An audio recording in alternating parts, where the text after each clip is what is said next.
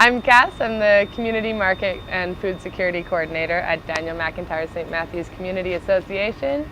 And with this organization, I'm here to help provide food security and make eating more accessible for a lower income community. Through a good food bank, a summer market, and an 8-week food security workshop series that is focusing on food security and just basically letting people know that food and gardening is more accessible than we think it is.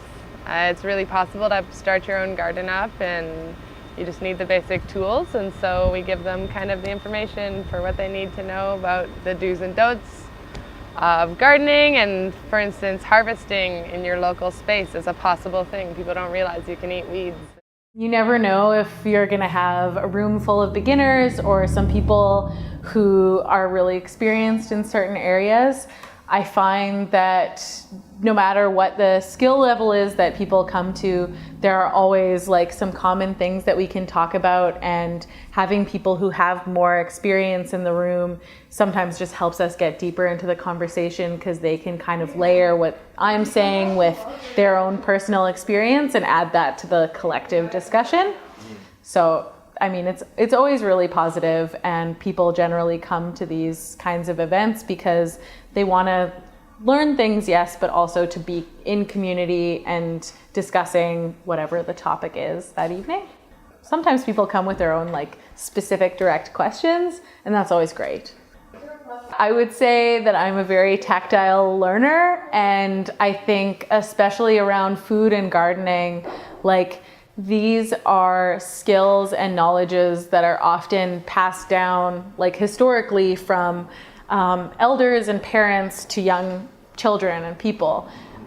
Sometimes you learn these things later on in life, but almost always when you're learning things, especially when it's something like fermentation, which is probably unfamiliar to people and maybe even a little bit scary, or gardening, like how to prune and where to prune it, or like how does the soil feel and smell.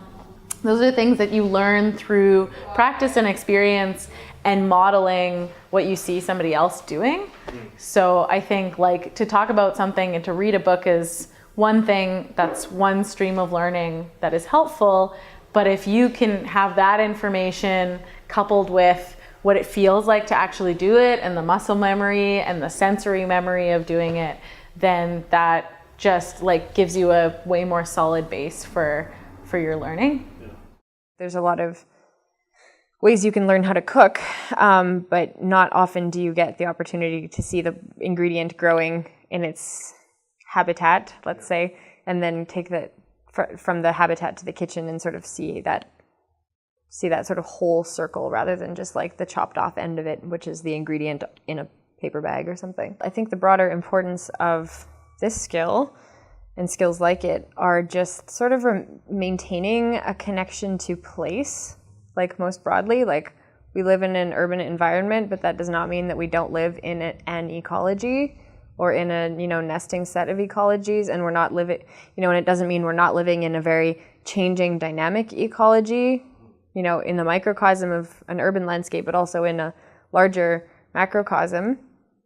So I think getting people just to take that first step and start thinking about other species besides humans, and like, the animals, the macrofauna that we're used to seeing, and start thinking about, the relationships we have with other species is really key.